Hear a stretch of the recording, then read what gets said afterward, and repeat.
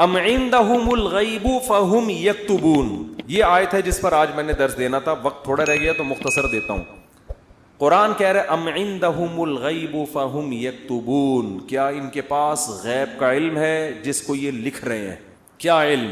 یہ خوش فہمی کا شکار ہیں. دیکھو جتنے بھی لوگ جو مذہب کو فالو نہیں کر رہے, حقیقت میں وہ اس خوش فہمی میں مبتلا ہیں کہ ہمیں کچھ بھی ہونے والا نہیں ہے. جیسے ہماری حالت اچھی ہے, ہمارا فیوچر بھی ایسا, یا تو مر کے ختم ہو جائیں گے, اور اگر مل بھی گیا تو کوئی برا نہیں, ہم کو برے تھوڑی ہیں, ہم کوئی برے تھوڑی ہیں. تو اللہ نے اس کا جواب دیا کہ کیا ان کے پاس فیوچر کا علم ہے پہلے سے؟ مستقبل کے بارے میں کبھی بھی بات کی جائے گی تو علم کے بغیر نہیں کی جا سکتی. کوئی آدمی کہہ رہا ہے نا فیوچر میں ایسا ہونے والا ہے, تو آپ اس سے دلیل پوچھیں گے آپ کو کس نے بتایا؟ وہ تانے بانے ملائے گا, صغرے کبرے ملائے گا, تو پھر اس کے بعد اگر وہ ایسے ہی کہہ رہا ہے کل یہ ہو جائے گا, پرسوں یہ ہو جائے گا, دیکھو مستقبل کے بارے میں یہ کہوں کہ کل پیر ہے تو یہ بھی فیوچر کی خبر ہے. آپ اس میں مجھ سے یہ پوچھ سکتے ہو کہ کیا دلیل ہے؟ میں کہوں گا دلیل یہ کہ آج کیا ہے, اتوار ہے. یہاں دلیل ہے, یہاں میرے لیے یہ دعویٰ کرنا درست ہے کہ کل کیا ہے, پیر ہے. لیکن اگر میرے پاس دلیل نہیں ہے اور میں کہوں کہ کل جو ہے وہ کل دنیا میں 3000 آدمی مر جائیں گے ایک ہی کسی حادثے میں, تو لوگ پوچھیں گے بھائی کیا دلیل ہے کسی حادثے میں 3000 آدمی مر جائیں گے؟ اب میرے ذمے کیا ہے؟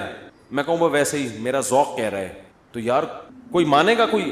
اچھا عجیب بات یہ ہے کہ روحانی عاملوں کی یہ باتیں مان لیتے ہیں لوگ. میں یہ کہوں نا کل 3000 آدمی ایک حادثے میں, اللہ نہ کرے مرے, میں ایک مثال دے رہا ہوں, تو لوگ کہیں گے کہاں سے پتہ چلا؟ لوگ کہیں گے بھائی جھوٹ بول رہے, اس کو کس نے بتایا؟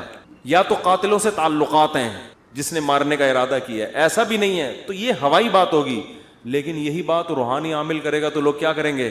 حضرت کا علم ہے بھائی, حضرت کے پاس بولو علم ہے. ابھی روحانی عاملوں پہ نہیں جاؤں گا, پھر میں معین اختر کی طرح نا بلب کے رشتہ داروں کو بھی, تو اب تو میں روحانی عاملوں کے رشتہ داروں کو بھی اچھے الفاظ سے یاد نہیں کرتا. رشتہ داروں سے مراد وہی جو بلب کے رشتہ دار تھے. اب آپ کہیں گے بلب کے کون سے رشتہ دار ہوتے ہیں؟ ہمارے ہاں کبھی بھی جس بندے کو برا کہا جاتا ہے گالی اس کو نہیں دی جاتی, ہمیشہ اس کے رشتہ داروں کو ہمیشہ گالی دی جاتی ہے. یہ ہمارے ایک ٹرینڈ چل نکلا ہے. تو قرآن کہتا ہے کہ ام عندہم الغیب فہم یکتبون. کیسے دیکھو ہمیں جھنجھوڑ رہا ہے قرآن کہ تم اپنے بارے میں کیوں فرض کر کے بیٹھے ہوئے ہو کہ تمہیں کچھ بھی ہونے والا نہیں ہے, تمہیں سزا نہیں ملے گی. یہ تمہیں کس نے بتایا ہے؟ فاصبر لحکم ربک ولا تکن کصاحب الحوت.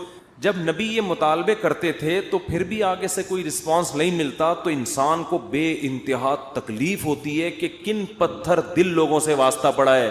تو قرآن کہتا ہے فاصبر, اے نبی آپ کیا کرو؟ صبر کرو. ولا تکن کصاحب الحوت, مچھلی والے یونس کی طرح جل باز مت بنو. حضرت یونس علیہ السلام کی قوم نے بھی یہی سلوک کیا, لیکن یونس علیہ السلام چاہتے تھے جلدی سے فیصلہ ہو اور اپنی قوم کو چھوڑ کے نکل گئے. تو اللہ نے اس پہ آپ کی تنبیہ کی. تو آپ بھی اے نبی جلد بازی مت کریں. تو یہ نبی کے ذریعے سے ہمیں بھی بتایا جا رہا ہے کہ آپ حق کی دعوت دیتے رہیں, اور یہ نہ دیکھیں کہ یہ جو اللہ کے نافرمان لوگ ہیں, جو حق کو نہیں ماننے والے لوگ, وہ پھر بھی پھل پھول رہے ہیں. اس ٹینشن میں مت آؤ, کیونکہ اللہ انصاف کرتا ہے مگر اس میں دیر ہوتی ہے, اندھیر نہیں ہوتی. وہ لے گا انتقام, ان کو اپنے حال پہ چھوڑ دو. یہ اللہ کی حکمت اسی کا تقاضا کرتی ہے, چھوڑ دیا جائے اپنے حال پہ. آج جو اہل حق ہے نا ان کو بہت تکلیف ہوتی ہے کہ جب یہ ہم صحیح بات کر رہے ہیں لیکن آگے جواب جو مل رہا ہے وہ کیا مل رہا ہے؟ الٹا, کوئی مان کے نہیں دے رہا. تو اللہ فرماتے ہیں وَلَا تَكُنْ كَصَاحِبِ الْحُوتِ إِذْ نَادَى وَهُوَ مَكْظُومٌ. یونس علیہ السلام نے جلد بازی کی اور بالآخر اللہ کی طرف سے ان کو دنیا میں تنبیہ ہوئی ہے, سزا ملی ہے. اور وہ سزا کیا ملی؟ اذ نادا وہو مخزوم, مچھلی کے پیٹ میں گئے, غم سے گھٹ رہے تھے اور اللہ کو پکارا. فنادا فی الظلمات اللہ الہ الا انت سبحانک انی کنت من الظالمین. اے اللہ تیرے سوا کوئی عبادت کے لائق نہیں. غلطی کس کی ہے؟ میری غلطی, میں نے اپنی جان پہ ظلم کیا. تو اللہ نے کیا کیا؟ مچھلی کے پیٹ سے نکال لیا. دیکھو یونس علیہ السلام نے اللہ کے حکم پہ کتنا عرصہ تبلیغ کی, قوم نے نالائقی کی پھر بھی نہیں مانے. سزا بجائے قوم کو ملنے کے کس کو مل رہی ہے؟ بولتے کیوں نہیں, الٹا حضرت یونس علیہ السلام کو مل رہی ہے سزا. تو اب آپ بتاؤ کیسا پیغمبروں کا صبر کا پیمانہ ہے. ایسے موقع پہ بھی اللہ کے خلاف کوئی شکایت زبان سے بولو نہیں نکال رہا. کیوں؟ اللہ یونس علیہ السلام کے عمل میں ہمیں بتا رہے ہیں کہ دینداری کا یہ مطلب نہیں ہے کہ تم اچھے بنو گے تو اللہ کی نوازشیں آنا شروع ہو جائیں گی. دینداری کا مطلب یہ کہ جو اللہ کا کام ہے وہ اس کو کرنے دو. تمہارا کام ہے عاجزی انکساری, بس میں ہی غلط, صحیح ہو کے بھی کون غلط, میں غلط. ہمیشہ غلطی کس کی کھاتے میں ڈالنی ہے, بولتے کیوں نہیں؟ دیکھو ہم نماز پڑھتے ہیں, نماز کے بعد 3 دفعہ استغفر اللہ پڑھتے ہیں, تو کیا کسی نامحرم کو دیکھا ہوتا ہے ہم نے نماز میں؟ بولتے کیوں نہیں؟ تو کوئی تک بنتا ہے استغفر اللہ کا؟ یا ہم نے کوئی جرم کیا ہے, نماز پڑھی اور کیا کہلوایا جا رہا ہے, استغفر اللہ استغفر اللہ. بھائی اگر استغفر اللہ پڑھنا تھا تو یہ نماز پڑھی کیوں کی تم نے؟ ہمیں یہ بتایا جا رہا ہے کہ تم نیکی کر کے بھی کیا سمجھو جیسے تم نے گناہ کیا ہے. کیسے گناہ؟ نماز گناہ نہیں ہے. بھائی تم یہ کہو اے اللہ جس طرح سے پڑھنی چاہیے تھی اس طرح سے نہیں پڑھی میں نے, تو نیکی کر کے بھی کہا جا رہا ہے کہ ہم غلط ہیں. ہم نے اللہ جو پڑھنی تو ہمیں معاف کر دے, ہم سے نہیں ہوئی صحیح, ہم سے کام کیا ہو گیا, غلط ہو گیا.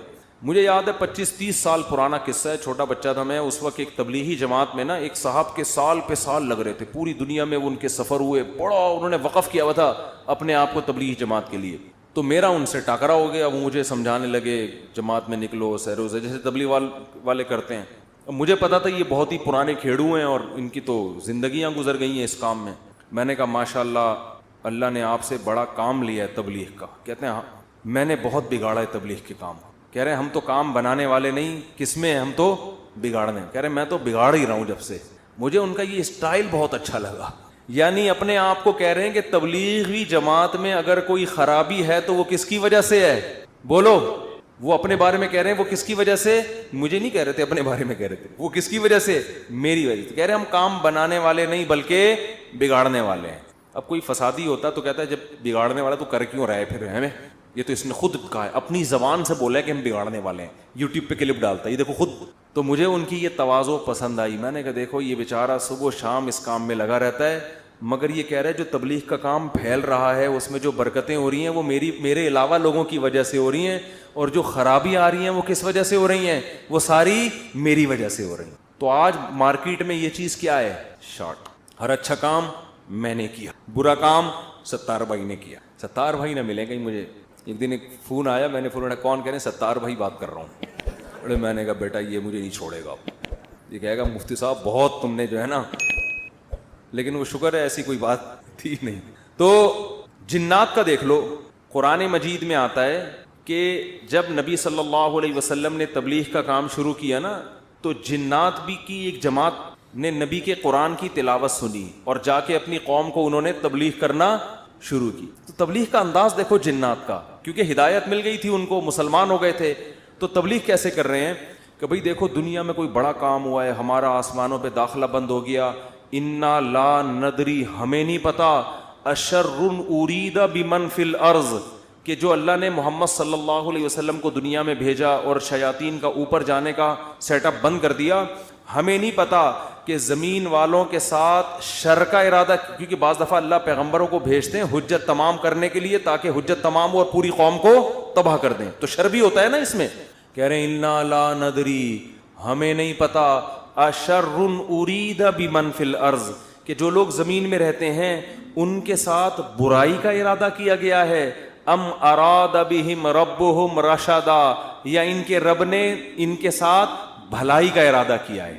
اسٹائل نہیں سمجھ میں آیا میرا خیال ہے. دیکھو جملہ یہ ہونا چاہیے تھا کہ ہمیں نہیں پتا یہ جو کچھ ہو رہا ہے, ہمیں نہیں پتا کہ رب نے ان کے ساتھ برا چاہا ہے یا اچھا چاہا ہے. اصل میں تو یہ ہونا چاہیے نا. لیکن جنات کیا کہہ رہے ہیں, آج کل تو انسان اتنے سمجھدار نہیں ہے جتنے اس زمانے کے جنات سمجھدار تھے. جنات یہ نہیں کہہ رہے کہ ہمیں نہیں پتا کہ اللہ نے انسانوں کے ساتھ برائی کا ارادہ کیا ہے یا اچھائی کا, یا تو یہ کہنا چاہیے تھا, یا جنات کو بالکل اس کے الٹ کہنا چاہیے تھا کہ ہمیں نہیں پتا کہ زمین والوں کے ساتھ برائی کا ارادہ کیا گیا ہے. کر کون رہا ہے یہ نام نہیں لے رہے, ہم ہائی لائٹ نہیں کر رہے. انسانوں کے ساتھ برائی کا ارادہ کیا گیا ہے یا اچھائی کا ارادہ کیا گیا. دونوں پیسو وائس ہوتے ہیں, ایکٹیو پیسو کا فرق تو پتا ہوگا نا. بھائی اس نے مارا ہے, وہ مارا گیا ہے. جب ہم کہتے ہیں ہی از کلڈ, وہ مارا گیا ہے, تو مارنے والے کو ہم شو نہیں کر رہے ہوتے, فاعل کا نہیں پتا ہوتا, سبجیکٹ کا نہیں پتا ہوتا کہ مارنے والا ہے کون. سمجھ میں نہیں آ رہی. تو قرآن کہہ رہا ہے ہونا یہ چاہیے تھا کہ جنات یا تو شر اور خیر کا ارادہ کرنے والے کا نام نہ بتاتے کہ کون ارادہ کر رہا ہے، بلکہ دونوں کو پیسو وائس میں لاتے کہ ہمیں نہیں پتا کہ زمین والوں کے ساتھ برائی کا ارادہ کیا گیا یا اچھائی کا ارادہ کیا گیا، یا تو یوں کہتے، اور اگر سبجیکٹ کا ذکر کرتے تو یوں کہتے ہمیں نہیں پتا کہ رب نے زمین والوں کے ساتھ برائی کا ارادہ کیا ہے یا اچھائی کا ارادہ کیا ہے۔ لیکن جنات اتنے ہوشیار، جب اچھائی کا تذکرہ آیا تو رب کا تذکرہ کیا، برائی کا آیا تو سبجیکٹ کو کیا کر دیا، حذف۔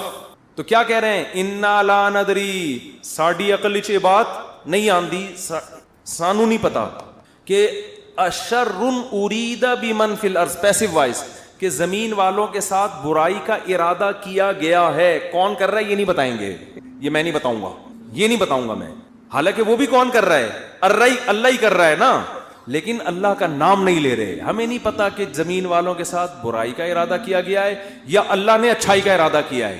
اچھائی کی جب بات آئی تو اللہ کی طرف نسبت، برائی کی بات آئی تو وہ بھی تو اللہ ہی ارادہ کر رہا ہے، لیکن اللہ کا نام ذکر نہیں کر رہے، ادب کی وجہ سے، کہ بھائی برائی اگر ہو رہی ہے تو اللہ تو کر تو رہا ہے، لیکن انسانوں کی حرکتوں کی وجہ سے ہو رہا ہے، تو گویا انسان خود ہی کر رہے ہیں اپنے ساتھ، یہ اللہ تو محض ایک خالق ہے، کر کون رہے ہیں، یہ خود ہی کم وقت کر رہے ہیں۔ اچھائی ہو رہی ہے تو پھر اللہ کر رہا ہے۔ یہ تمیز ہمیں کس سے سیکھنی چاہیے، جنات سے۔ کوشش نہ کریں کسی جن ون کو بھلا کے تمیز کے چکر میں، ایسا نہ ہو کہ مارکیٹ سے بالکل شارٹ ہو جائیں۔ تو اس سے ہمیں یہ پتا چلا کہ اسلام میں بڑے کا احترام ہے، بعض چیزیں حقیقت پر مبنی ہوتی ہیں مگر اس کو زبان سے ادا نہیں کیا جاتا۔ تو جیسے اللہ کی تعظیم ہے ایسے ہی بڑوں کی بھی تعظیم ہے۔ حدیث میں آتا ہے، آپ صلی اللہ علیہ وسلم نے فرمایا جو ہمارے بڑوں کی تعظیم نہیں کرتا وہ ہم میں سے نہیں ہے۔ تو جب کوئی برائی کی نسبت کسی بڑے کی طرف کی جائے تو ابا کا نام لے کے نہ بتایا کرو یہ سب کچھ ابا نے کیا ہے، بولو بھائی یہ ہمارے گھر میں ہوا ہے، ٹھیک ہے نا، یہ ہمارے گھر میں، بولتے کیوں نہیں؟ مثال کے طور پر اس دن ابا ایسے پھل لے کر آئے جس کی وجہ سے بچوں کو ڈائریا ہو گیا، اتفاق سے اس دن ابا سڑے ہوئے پھل لے آئے، سستے کے چکر میں ابا ایسے کام کرتے رہتے ہیں مارکیٹ میں۔ اب بچے لیٹے ہوئے ہیں تو اب بیگم کو چاہیے یہ نہ کہے کہ انہوں نے ڈائریا پھیلایا ہے، بلکہ کہے ہمارے گھر میں ڈائریا پھیل گیا، ٹھیک ہے نا۔ وہ ابا خود ہی سمجھ جائے گا کس نے کیا یہ کام، پھل کی طرف نسبت کرتے ان پھلوں نے بیمار کیا ہے، نسبت بولو۔ بچے بھی یہ نہ کہیں ہمارے ابا نے ہمیں بیمار کیا ہے، بلکہ بچے یہ کہیں ان پھلوں نے ہمیں، بلکہ پھل سے ابا سمجھ جائیں گے اصل میں مجھے چھیڑ رہے ہیں، بس ابا ہو گئے بیمار۔ آج کل ادب تمیز مارکیٹ سے بالکل شارٹ۔ ایک آدمی کو کرونا ہوا، اس کے بعد اس کی بیوی کو بھی ہو گیا، مجھے بار بار آ کے بتا رہے میری بیوی کہہ رہی آپ کی وجہ سے ہوا ہے مجھے بھی۔ اب دیکھو اس آدمی کو تو ٹینشن ہوگی نا یار، وہ ہو گیا اللہ کی طرف سے ہو گیا، نہیں پہلے آپ کو ہوا تھا تو آپ کی وجہ سے کس کو ہوا ہے، مجھے۔ اسی طرح شوہر بھی بیوی پہ بلی ڈال سکتے ہیں، تمہیں ہوا تھا تمہاری وجہ سے مجھے ہوا ہے، بھائی کس کی وجہ سے ہوا ہے، بس اللہ کی قدرت ہے، ہو گیا، چھوڑو وہ کون گلے ملا تھا آپ سے، کس نے آپ کی طرف منہ کر کے چھینکا تھا۔ ہم ایسے بہت سے لوگوں کو جانتے ہیں جو ٹی بی کے مریضوں کے ساتھ چپک کے انہوں نے زندگی گزاری، خدمت کی، مگر ان کو ٹی بی نہیں ہوئی، اور 2 گھر چھوڑ کے جو بندہ بیٹھا ہوا تھا اس کو ہو گیا۔ تو آج کل نا یہ تمیز مارکیٹ سے شارٹ ہو رہی ہے، بڑے چھوٹے کا ادب کیا ہو رہا ہے، ختم، فوراً بلی ڈال دیتے ہیں اس نے کیا ہے۔ تو اگر کیا بھی ہو بھائی نسبت مت کرو، تقدیر کا حصہ، بھائی ہو گیا ہمارے ساتھ۔ قرآن دیکھو ابراہیم علیہ السلام کیا کہتے ہیں، وَإِذَا مَرِضْتُ فَهُوَ يَشْفِينِ، کیا خاندانی کلام ہے یار۔ حضرت ابراہیم کہہ رہے ہیں جب میں بیمار ہوتا ہوں اللہ مجھے شفا دیتا ہے، حالانکہ بیمار کون کرتا ہے، وہ بھی تو اللہ ہی کر رہا ہے نا۔ تو کہنا تو یہ چاہیے تھا کہ اللہ ہی بیمار کر کے اللہ ہی مجھے ٹھیک کر دیتا ہے، تو سوال ہے اس میں اللہ کی تعریف کی کیا ضرورت ہے، بیمار بھی تو اسی نے کیا تھا۔ لیکن اللہ کی حمد و ثنا کر رہے ہیں، بیمار تو میں ہو جاتا ہوں، شفا کون دیتا ہے، اللہ۔ تو یہ ادب تمیز سکھایا جا رہا ہے کہ انسان کے بچے بن کے زندگی گزارو، بڑے چھوٹے کا ادب کرو۔ القابات بھی بڑے چھوٹے کے لیے الگ الگ ہونے چاہیے۔ تو خیر قرآن کیا کہتا ہے، اے نبی فاصبر، آپ نے کیا کرنا ہے، صبر کرنا ہے۔ تو ہمیں بھی ترغیب دی جا رہی ہے کہ ہم یہ نہ سمجھیں کہ ادھر ہم دعوت دیں گے ادھر فوراً لوگ ہماری دعوت پر لبیک کہیں گے۔ جس کو جو بات سمجھائیں گے 2 منٹ میں اس کی سمجھ میں وہ بات آ جائے گی اور وہ بالکل ہمارے نظریات کے مطابق ہو جائے گا، اور اس طرح ہم ہنسی خوشی زندگی گزاریں۔ لوگ یہی کہتے ہیں، پھٹے اسی پہ ہوتے ہیں نا، باپ کہہ رہا ہو یار میں بیٹے کو سمجھا رہا ہوں کم بخت کی سمجھ میں ہی نہیں آ رہا، بیٹا کہتے ہیں ہم ابا کو سمجھاتے ہیں ابا کی سمجھ میں نہیں آ رہا. شوہر بیوی کو سمجھا رہا ہے, اس کی کھوپڑی میں نہیں آ رہا. بیوی شوہر کو سمجھا رہی ہے, اس کی کھوپڑی میں نہیں. اپوزیشن حکومت کو سمجھا رہی ہے, حکومت کی سمجھ میں نہیں آ رہا. حکومت اپوزیشن کو سمجھا رہی ہے, اپوزیشن کی سمجھ میں نہیں آ رہا. تو اگر دنیا میں جو بات سمجھائی جائے, میں کب سے کیا کیا سمجھا رہا ہوں, سمجھ میں آ رہا ہے؟ کب سے کیا کیا سمجھا رہا ہوں, سمجھ میں نہیں آ رہا. تو اگر ایسا ہی دنیا میں نظام ہو جائے کہ ادھر سمجھایا ادھر سمجھ میں آ گیا, تو سب ہنسی خوشی زندگی گزارنا شروع ہو جائیں گے. وہ ایک شاعر ہے ہندوستان کا, ان کا نام ذہن سے نکل گیا, تراز کر کے آتا ہے, پتہ نہیں ایچ ایم تراز ہے, کچھ ایم تراز کر کے آتا ہے, بڑے زبردست شاعر ہے. میں نے جب ان کی ایک دفعہ شاعری سنی نا, تو مجھے بڑا, اس لیے نہیں کہ مجھے نہیں پتا کیسے آدمی, اچھا ہی ہوں گے, لیکن مجھے اردو سے لگاؤ ہے, محبت ہے. تو ہندوستان کے شاعروں میں بڑی زبردست شاعری ہے اردو کی نا. تو میں نے جب اس بندے کی شاعری سنی, میں نے کہا یار یہ 2014 کی بات ہے. میں نے کہا اس بندے سے ملاقات کا دل چاہتا ہے, اس نے اردو پہ بڑی محنت کی. تو اللہ کی قدرت, یہ جو عمرہ ہے نا, عمرہ یہ مسلمانوں کے لیے بہت بڑا ایک ذریعہ ہے آپس میں کمیونیکیشن کے لیے. یہ میں نے انگریزوں کی کتاب میں یہ بات پڑھی ہے, گوروں نے لکھا ہے کہ مسلمان سائنسدان جو بہت بڑے بڑے حکیم بنے نا, جنہوں نے جڑی بوٹیوں پہ ریسرچ کی, اس کی ایک بہت بڑی وجہ مسلمانوں کا حج ہے. کیونکہ حج کرنے کے لیے کہاں کہاں سے, ساؤتھ افریقہ سے اور کہاں کہاں سے دنیا سے لوگ آتے تھے.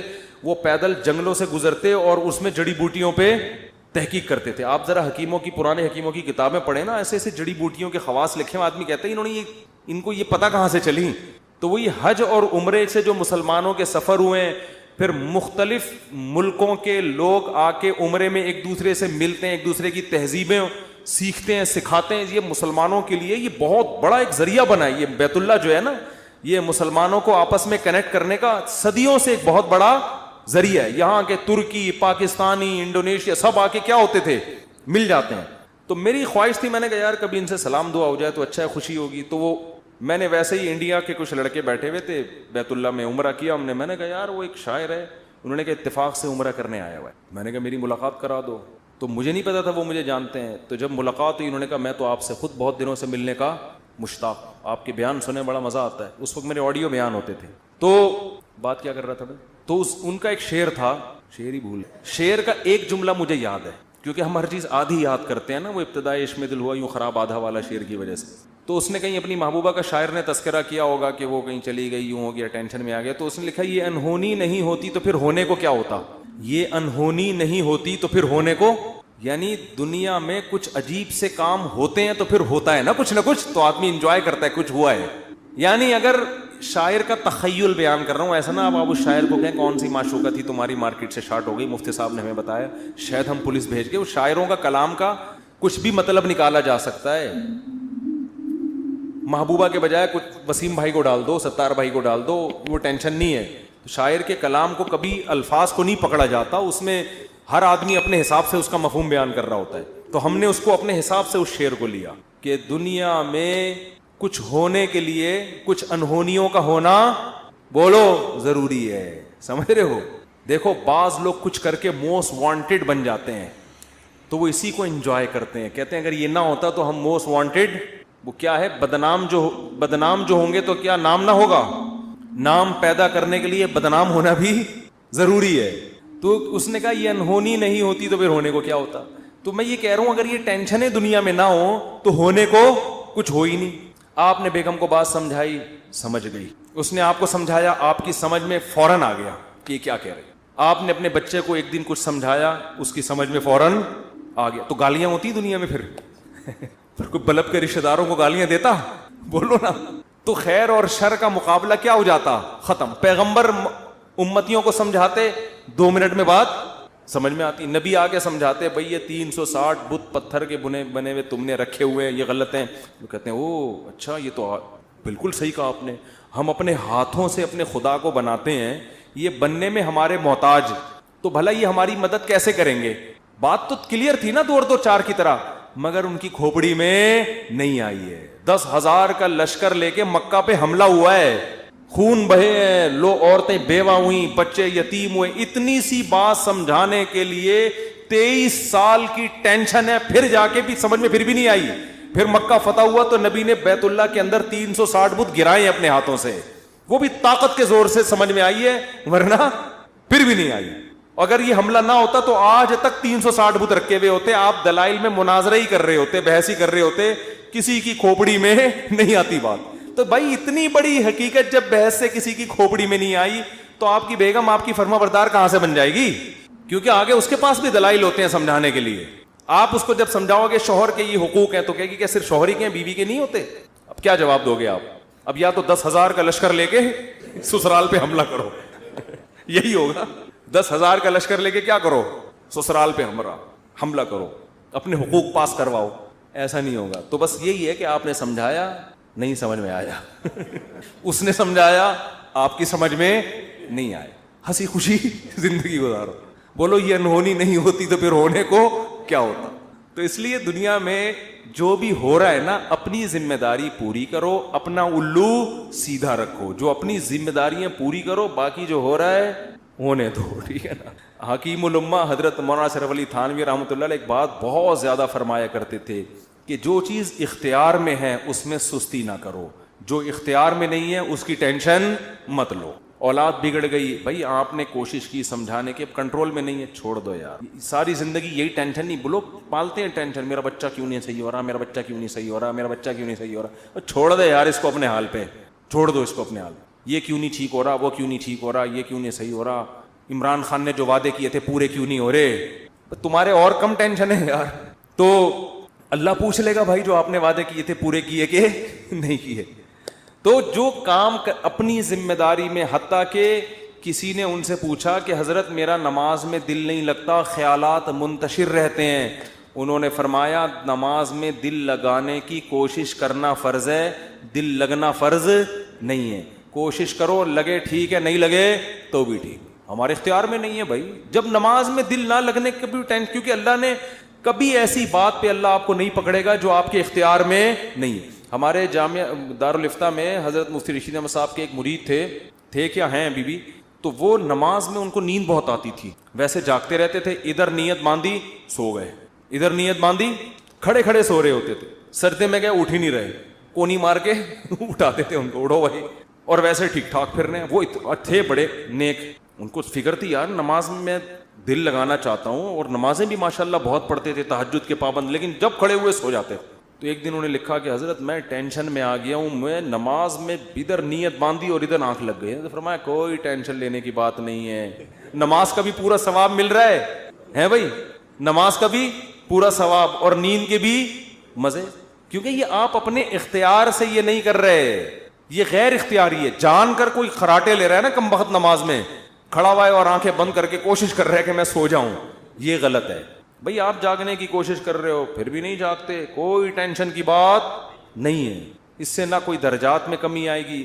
آج بہت سے لوگ کہتے ہیں نماز میں مزہ نہیں آ رہا, ہم کو نماز میں مزہ نہیں آ رہا. بھئی مزہ تو بریانی کھانے میں آئے گا مسالے والی, اس میں اگر نہیں آ رہا مزہ تو ڈاکٹر کو بتائیں پیٹ میں کوئی. پشاور میں گئے اور چپلی کباب کھانے کا مزہ نہیں آیا تو یہ پشاور کا فالٹ نہیں ہے, یہ آپ کے پیٹ کا فالٹ ہے. آپ چائے کے عادی ہو, آپ کوئٹہ اور چمن میں بھی آپ کو چائے پینے میں مزہ نہیں آیا تو چائے کا فالٹ نہیں ہے, آپ کو غلط چائے پینے کی عادت پڑ گئی. سٹوں کی بھی بات بتاؤں چھوڑو رہنے. تو اسی طرح یہ تو بریانی ہے مسالے والی, نماز مزے کے لیے تھوڑی ہے, بریانی ہے مزے کے لیے. نماز تو عبادت ہے, آپ نے پراپر طریقے سے اپنی ذمہ داری پوری کرنی ہے.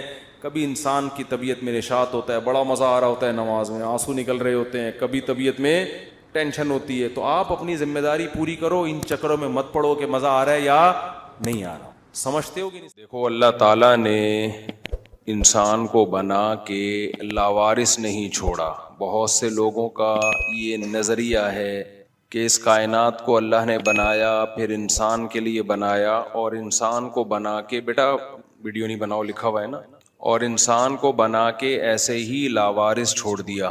یہ بہت سے لوگوں کا یہ نظریہ ہے. جو اللہ کو نہیں مانتے ان کا تو کوئی نظریہ ہی نہیں ہے, ان میں اور جانوروں کی زندگی میں کوئی فرق نہیں ہے. الذین یأکلون ویتمتعون کما تأکل الانعام والنار مثوی لہم. اللہ کہتے ہیں کہ جو لوگ نہیں مانتے نا اللہ کو یا اللہ کی باتوں کو نہیں مانتے, وہ ایسے ہیں جیسے چوپائے. آپ کو پتہ ہے نا انسان میں اور جانوروں میں بڑا فرق پتہ ہے کیا ہے؟ جانوروں کی زندگی کا کوئی مقصد نہیں ہوتا, کوئی ہدف نہیں ہوتا, وہ ایسے ہی ہوتے ہیں. آپ جانوروں کو دیکھیں, اٹھیں گے, اپنے بچوں کو پالیں گے, کھائیں گے, پیئیں گے, ختم. کوئی ہدف نہیں ہے, کوئی ویژن نہیں ہے. تبھی جانور ترقی بھی نہیں کرتے.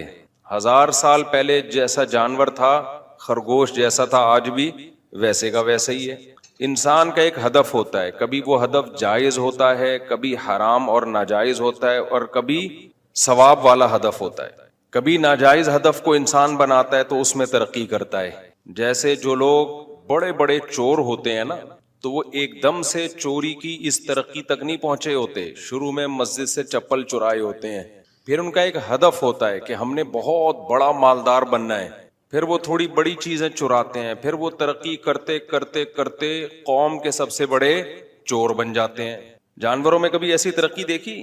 نہ اچھی نہ بری، کوئی ہدف ہی نہیں ہوتا، کوئی ویژن ہی نہیں ہوتا. تو انسان اور جانور میں ایک فرق کیا ہو گیا؟ ویژن کا. ایک گول ہوتا ہے جس کو انسان نے اچیو کرنا ہوتا ہے. سمجھ رہے ہو کہ نہیں سمجھ رہے ہو؟ تو میں برائی کی مثال دے رہا تھا. کبھی وہ گول جس کو انسان سلیکٹ کرتا ہے، منتخب کرتا ہے کہ میں نے اس گول کو حاصل کرنا ہے، وہ گول برا ہوتا ہے. جیسے میں نے چوری کی مثال دی، تو چور بنتے بنتے بنتے ایسے چور بن جاتے ہیں. ڈاکو بنتے بنتے، شروع میں جو ڈاکو ہوتے ہیں وہ چھوٹے موٹے ڈاکو ہوتے ہیں، ہوتے ہوتے کتنے بڑے ڈاکو بن جاتے ہیں.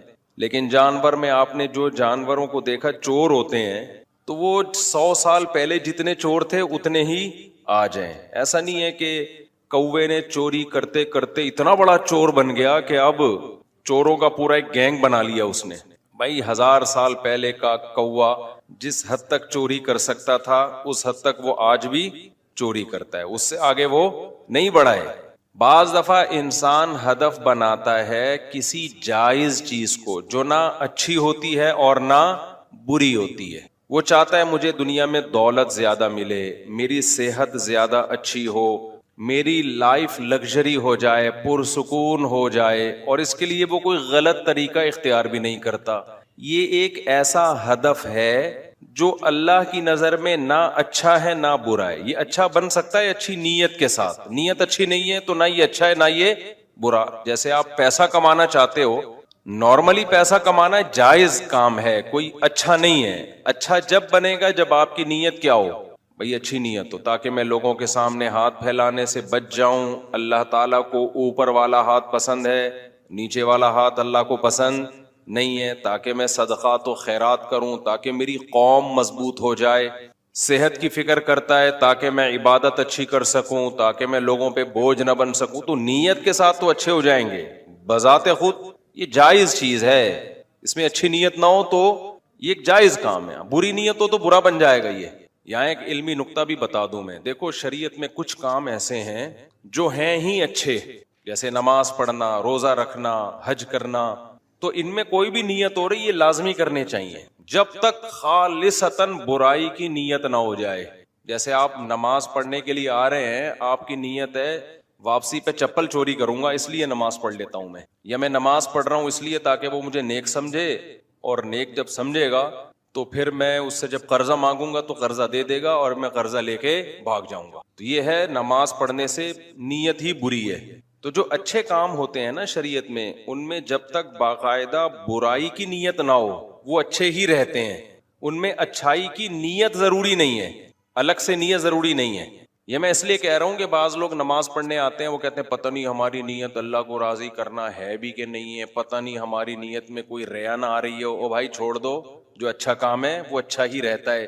جب تک 100% برائی کی نیت نہ ہو وہ اچھا ہی رہتا ہے. اس لیے اچھے کام کر لیا کرو، بس اس میں زیادہ نہیں گہرائی میں جایا کرو میری نیت پتہ نہیں کیا ہے. یہ ہوتا یہ ہے کہ جب آپ اچھا کام کرنا شروع کرتے ہو نا تو پہلے تو شیطان کرنے نہیں دیتا، جب کرنے لگتے تو شیطان یہ وسوسے دماغ میں ڈالتا ہے، ابے تیری نیت اللہ کی رضا تھوڑی، نیت یہ تیری نیت وہ تھوڑی. تو یہ اوٹ پٹانگ باتیں شیطان کرواتا ہے. تو شیطان کو آپ نے کیا یہ رپورٹ پیش کرنی ہے، بیان پیش کرنا ہے. بھائی جو اچھا کام ہے وہ کرنا ہی کرنا ہے ہر قیمت پہ، اس میں نیتوں کا کو زیادہ لفٹ نہیں کرانا. اور جو برا کام ہے وہ چھوڑنا ہی چھوڑنا ہے، چاہے اچھی نیت ہی ہو. جیسے شراب پینا، سود کھانا، زنا کرنا، اس میں کتنی اچھی نیت ہو یہ اچھی نیت سے اچھے نہیں بن جاتے. سمجھتے ہو کہ نہیں سمجھتے ہو؟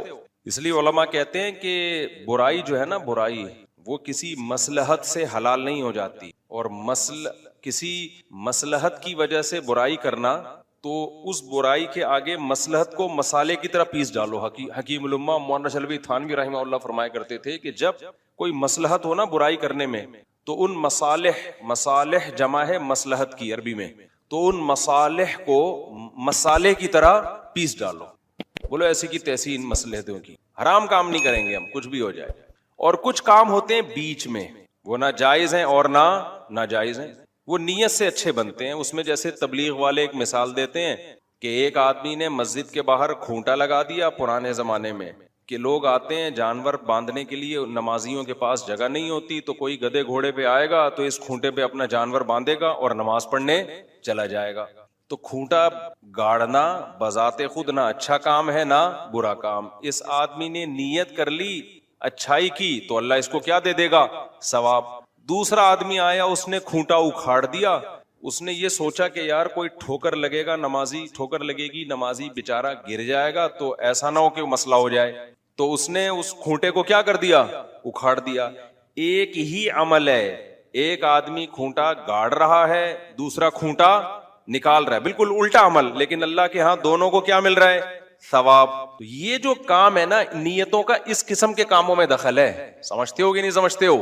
علمی ٹیکنیکل پوائنٹ کی باتیں آتی رہتی ہیں, سوچتا ہوں کہ بتاؤں کہ ابھی تو موضوع جو چل رہا ہے اس کو بھی لے کے چلوں گا. اصل تو موضوع رمضان ہے. امام ابو حنیفہ بہت ذہین تھے, بہت ذہین. امام ابو حنیفہ کے نزدیک نا وضو میں نیت شرط نہیں ہے, وضو میں نیت شرط نہیں ہے. آپ بغیر نیت کے بھی وضو کرو گے, وضو ہو جائے گا, ہاں وضو کا ثواب نہیں ملے گا. تبھی کتابوں میں مسئلہ لکھا ہے کہ آپ بارش ہوئی اور آپ کے چاروں اعضاء دھل گئے, چہرہ بھی, ہاتھ بھی, پاؤں بھی اور سر کا مسا بھی ہو گیا, یا آپ ویسے ہی ٹھنڈے پانی سے نہا رہے تھے گرمی دور کرنے کے لیے, تو آپ کا وضو بھی آٹومیٹیکلی ہو گیا, غسل بھی آٹومیٹیکلی ہو گیا. ثواب نہیں ملے گا البتہ, لیکن وضو ہو جائے گا, نماز ہو جائے گی. دیگر علماء کیا کہتے ہیں کہ بغیر نیت کے آپ وضو کریں گے تو وضو نہیں ہوگا. ان کی دلیل کیا ہے؟ صحیح بخاری مسلم کی حدیث ہے, انما الاعمال بالنیات. اعمال کا دار و مدار کس پر ہے؟ نیتوں پر ہے. تو نیت ہوگی تو ہوگا, نہیں ہوگی تو نہیں ہوگا.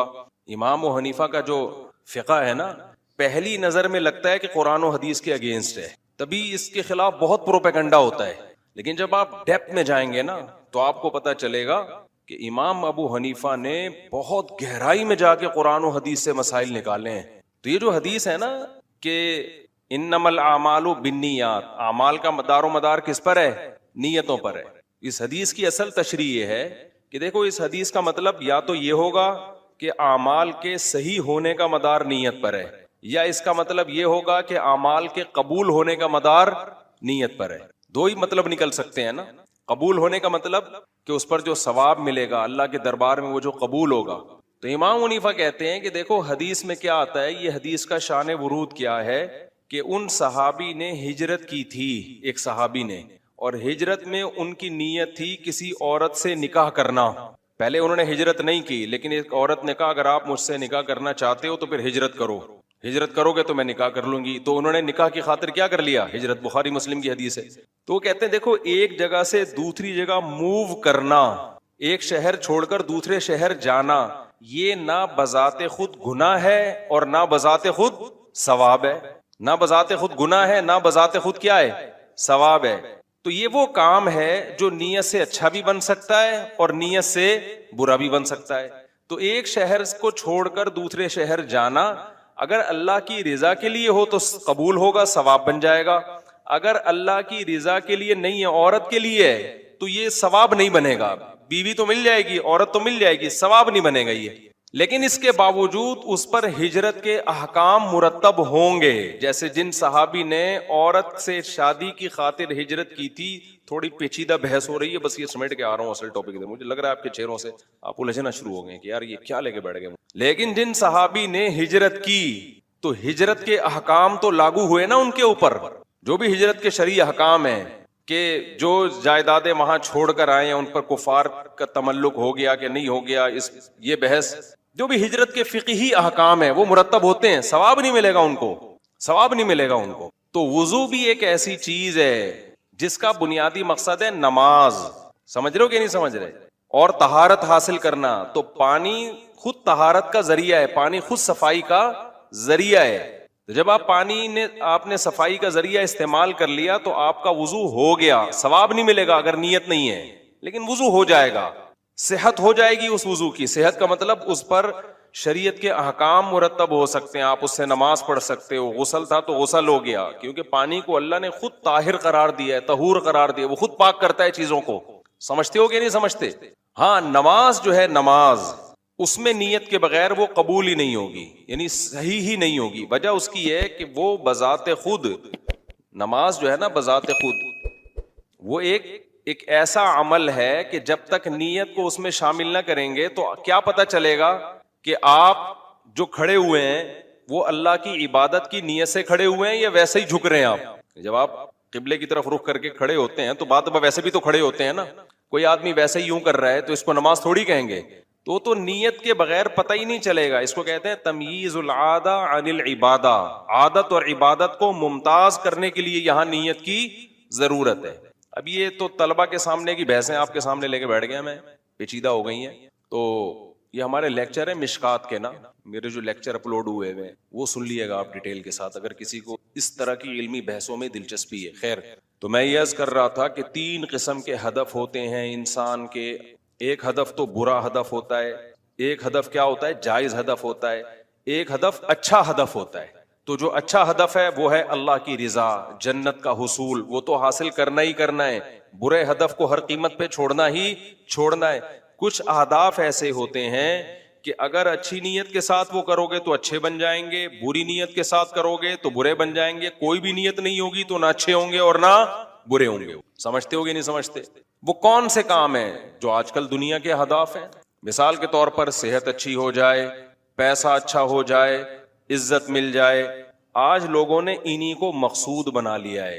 حالانکہ ان چیزوں کو مقصود بنائیں گے تو اگر آپ کی نیت اچھی ہے تو یہ اچھے کہلائیں گے, اگر نیت اچھی نہیں ہے تو بھائی یہ کوئی اچھے کام نہیں ہے. نہ ترقی اچھی ہے نہ صحت اچھی ہے, کچھ بھی نہیں ہے, بس جائز کام ہے. آپ کو ایک شوق ہے بھائی میرے عیاشی کروں تاکہ میں آگے جا کے سکون کی زندگی میری گزرے. آپ کہہ سکتے ہیں بھائی مفتی صاحب یہ کس قسم کی باتیں کر رہے ہو؟ اگر ایک آدمی دولت کمانے کی کوشش کرتا ہے, دولت سے اس کی نیت اچھی نہیں ہے, نہ بری ہے نہ اچھی ہے. صحت بنانے کی کوشش کرتا ہے, صحت سے نہ اس کی نیت اچھی ہے نہ بری ہے, تو آپ اسے کیسے کہہ رہے ہو کہ نہ وہ اچھا کر رہا ہے نہ وہ برا کر رہا ہے؟ کیوں نہیں اچھا کر رہا بھائی؟ صحت اچھی ہو تو اچھا ہے نا. نہ صحت اچھی ہو, اس میں نیت اچھی ہوگی تو اچھا ہوگا. دولت کمانے میں نیت اچھی ہوگی تو اچھا ہوگا. ادروائز اچھا اس لیے نہیں ہے کہ یہ کام جانور بھی اپنی فہم کے مطابق کر رہے ہیں جتنی اللہ نے ان کو عقل دی ہے. آپ صحت اچھی کیوں چاہتے ہو؟ تاکہ میں عیاشی کروں. آپ دولت زیادہ کیوں چاہتے ہو؟ تاکہ میں لگژری لائف گزاروں. تو گدھے گھوڑے بھی تو لگژری لائف گزارنا چاہتے ہیں جتنی اللہ نے ان کو عقل دی ہے. اس میں آپ میں اور جانوروں میں کوئی فرق ہو گیا؟ نہیں آئی میرا خیال ہے بات. پھر تو کوئی فرق ہی نہیں ہوا نا. دیکھو کتا بھی جب بیٹھتا ہے تو جگہ پہلے کیا کرتا ہے؟ صاف کرتا ہے, تاکہ تھوڑا سکون سے بیٹھوں, تمیز سے بیٹھوں. تو یہ چیز تو جانوروں میں بھی ہے, لیکن ان کو اللہ نے جتنی عقل دی ہے وہ اس حساب سے سوچتے ہیں. انسان کو اللہ نے عقل زیادہ دے دی ہے تو وہ ہدف بنا کے آگے سے آگے نکلنا شروع کر دیتا ہے. یہ چیزیں بذات خود اگر اچھی ہوتی نا, دولت یا صحت, تو ہمارے نبی صلی اللہ علیہ وسلم دولت کو ٹھکراتے نہیں. پھر یہ کیسے ہو سکتا ہے کہ ایک چیز بذات خود اچھی ہے اور نبی نے اس کو قریب نہیں آنے دیا؟ یہ آج کل کے سیکولر اور لبرل لوگوں سے بہت بڑی مسٹیک ہو رہی ہے. وہ دولت, صحت اور دنیا کی نعمتوں کو بذات خود اچھا سمجھنا شروع کر دیا انہوں نے. اس سینس میں تو اچھا ہے کہ زندگی سہولت سے گزر جائے گی. اس سینس میں یہ چیزیں اچھی نہیں ہیں کہ یہ آپ کو جانوروں سے ممتاز اور برتر کر دیں گی. اس سینس میں یہ اچھی نہیں ہے. انسان کو جانوروں سے ممتاز جو چیز کرتی ہے وہ صرف ایک چیز کرتی ہے, وہ یہ کرتی ہے کہ آپ کا ایک ہدف ہو اور وہ ہدف اچھا ہدف ہو. سمجھتے ہو گے نہیں سمجھتے؟ اور آپ کو جانوروں جیسی جو چیز بناتی ہے وہ یہ بناتی ہے کہ آپ کا ایک ہدف ہو اور وہ ہدف نہ اچھا ہو نہ برا ہو, صرف عیش و عشرت والا ہدف ہو آپ کا. تو یہ چیز آپ کو کیسا کر دیتی ہے؟ جانوروں جیسا. اور آپ کو جانوروں سے بدتر جو چیز بناتی ہے وہ چیز ہے کہ آپ کا ایک ہدف ہو اور ہدف بھی برا ہو. حالانکہ جانوروں کا نہ ہدف ہوتا ہے اور نہ برا سوچتے ہیں وہ. یہ سمجھ میں آئی ہے مثال؟ انسان اور جانوروں میں نا, دیکھو جانور ایک جیسے ہوتے ہیں, نہ اچھے نہ برے. یہ بات تو سمجھ میں آ گئی نا. انسان اچھے بھی ہوتے ہیں, درمیانے بھی ہوتے ہیں اور برے بھی ہوتے ہیں. یہ میں عقلی لحاظ سے کہہ رہا ہوں, ورنہ شریعت کی نظر میں 2 ہی ہوتے ہیں, اچھے یا برے. درمیانے طبقے کو بھی اللہ بروں میں شامل کرتا ہے. بروں میں شامل کرتا ہے. وجہ اس کی ہے کہ وہ اللہ نے جو ہدف ان کو متعین کیا ہے وہ اس کو ہدف بناتے نہیں ہیں. تو انسان اگر ایسے کام کرے ترقی کے، صحت کے، اور اس میں اگر اس کی نیت ہو، اچھی نیت ہو، وہ اچھی جس کو اللہ اس کے رسول نے اچھا کہا ہے، وہ اچھی نیت ہوگی تو وہ جانوروں سے برتر ہو جائے گا. اور اگر وہ کام کر رہا ہے اس سرے سے کوئی نیت ہی نہیں ہے، بس ایسو عشرت کروں گا، مزے اڑاؤں گا، تو اس میں اور جانوروں میں کوئی فرق نہیں ہے. آج زیادہ تر لوگ پلاٹ خرید رہے ہیں، پراپرٹی خرید رہے ہیں، سواریاں خرید رہے ہیں، پیسہ کما رہے ہیں. تو بھائی یہ کون سا کمال کر دیا آپ نے؟ آپ اپنی زبان کی لذتوں کو پورا کرنے کی کوشش میں ہو، آپ عیاشی کی کوشش میں ہو. تو یہ تو شیر، چیتا، گیدڑ، لومڑی، کتے، بلے سب کیا چاہتے ہیں؟ یہی چاہتے ہیں. ابھی دیکھو یہ جو مرغیاں ہیں نا، مرغیاں یہ کیڑے بہت شوق سے کھاتی ہیں، پتہ ہے آپ کو؟ پروٹین ہوتا ہے نا اس میں. اب ہم مرغیوں کو دانہ ڈالتے ہیں صبح شام، کھاتی ہیں آرام سے، لڑائی نہیں ہوتی ان کی اس پہ. لیکن جب ہم کھل سے کیڑے تیار کرتے ہیں نا، میں کیڑے تیار کرتا ہوں کھل میں پانی ڈال کے نا، تھوڑے 2-3 دن کے بعد اس میں کیڑے تیار ہو جاتے. پھر ہم نے ایک ایسا لکڑی کا وہ برتن بنایا ہوا ہے، اس میں وہ کھل انڈیل دی، اس میں دبا کے کیڑے ہوتے ہیں. پھر آپ مرغیوں کی لڑائی دیکھا، یہ ایسے جیسے دیگ کا ڈھکن کھلا ہے، بریانی کی ایک دیگ ہے اس کا ڈھکن کھول دے، ایسے مرغیاں بھاگتی ہیں، وہ ٹھا ٹھا، اور مور اپنا الگ، اور ہر طرح کے. وہ وجہ اس کی ان کو لگتا ہے بوٹیاں کھانے، پروٹین ہے نا وہ ان کے لیے بہت مزے کی، اور لائیو زندہ. تو وہ منظر جو بارات میں نہیں ہمیں دیکھ کر ڈھکن کھلنے پہ نظر آتا، وہی منظر ہوتا ہے. تبھی میں نے اس کا ایک ولاگ بنایا ہے، میں ابھی چینل پہ ڈالوں گا. ولاگ تو بہت دن پہلے بنا دیا تھا، اس میں یہی کرتا ہوں کہ دیکھ کر ڈھکن کھل رہا ہے. وہ ہم کین جو ہے نا، وہ جو برتن ہے نا جس میں وہ کیڑے ہوتے ہیں، تو میں وہ اپنے خادم سے میں کہتا ہوں چل بھائی دیکھ کر ڈھکن ہاں. جیسا ہی ڈھکن ہٹتا ہے نا، آپ مرغیوں کی اسپیڈ دیکھا کرو یار، ایک دوسرے پہ کلابازیاں کھاتے ہوئے آ رہی ہو. تو یہ جو دوڑ ہے نا، جو زبان کی لذت کی دوڑ ہے، مقصد مرغیوں کے بارے میں رپورٹ پیش کرنا نہیں ہے. یہ دوڑ کس کی ہے جانوروں میں؟ زبان کی. کیا مرغی کو پتا ہے کہ اس سے مجھے پروٹین ملے گا؟ نہ، وہ تو صرف زبان کی لذت کے پیچھے بھاگ رہی ہے. تو بھائی لذت تو زبان کی بھی ہوتی ہے، شرمگاہ کی بھی ہوتی ہے، بستر کی بھی ہوتی ہے، نیند کی بھی ہوتی ہے. خلاصہ یہ نکلا جو بھی لذتوں کے پیچھے بھاگے گا اس میں اور ہماری مرغیوں میں کوئی فرق نہیں ہے. نہیں آئی میرا خیال ہے بات سمجھ میں؟ وہ اپنے آپ کو کہنا میں اشرف المخلوقات ہوں، میں بہت ترقی یافتہ ہوں. بھائی کچھ بھی نہیں، آپ لذتوں کے پیچھے بھاگ رہے ہو اور کچھ بھی بولو نہیں ہے اس کی حیثیت سے زیادہ. ہاں فرق یہ ہے کہ مرغیوں کو بیچاریوں کو دیکھ کر ڈھکن وہی ہے. انسانوں کی دیگوں کے ڈھکن کبھی بریانی سے کھلتے ہیں، کبھی بحریہ ٹاؤن کے پلاٹ نکلتے ہیں، اسکیمیں نکلتی ہیں، اس میں دوڑ شروع ہوتی ہے. کبھی جناب 1000 گز کے بنگلے نکلتے ہیں تو اس میں دوڑ شروع ہوتی ہے. کبھی انٹرنیٹ پر خوبصورت خوبصورت بےہودہ لباس میں لڑکیاں نظر آتی ہیں تو شہوت کے مریض اس میں دوڑ لگانا شروع کر دیتے ہیں. جو ٹھرکی ہوتے ہیں تو فحش فلمیں دیکھ رہے ہیں، وہ اپنی شرمگاہوں کی لذتوں کو پورا کرنے میں لگے ہوئے ہیں. کوئی شراب کی لذتوں کو پورا کرنے میں لگا ہوا ہے. ہیں یہ ساری لذت کی مختلف قسمیں جن کی شکلیں الگ الگ ہیں، لیکن ہدف سب کا کیا ہے؟ سیم ہدف ہے. پھر یہ بڑے پیمانے پر لے جائیں ملکی سطح پر تو ان کا بھی یہی ہے. جو ملکوں کے ویژن کیا ہیں دنیا میں، جو بڑے بڑے کنٹریز ہیں ان کے ویژن کیا ہیں؟ سب سے زیادہ ترقی ہم کریں. تو کیا مطلب ترقی کا؟ ہمارے جو لوگ ہیں نا ہمارے کنٹری کے، کھائیں بھی اچھا، پہنے بھی اچھا، صحتیں بھی اچھی ہوں. تو یہ لذتوں کی خاطر ہی تو ہو رہا ہے نا یہ. پھر اس کے لیے وہ دوسرے ملکوں پہ ظلم کرنا پڑے، ظلم ہی کر لیتے ہیں. یعنی تو جانوروں سے بھی بدتر ہو گئے نا، جانوروں سے بھی بدتر ہو گئے.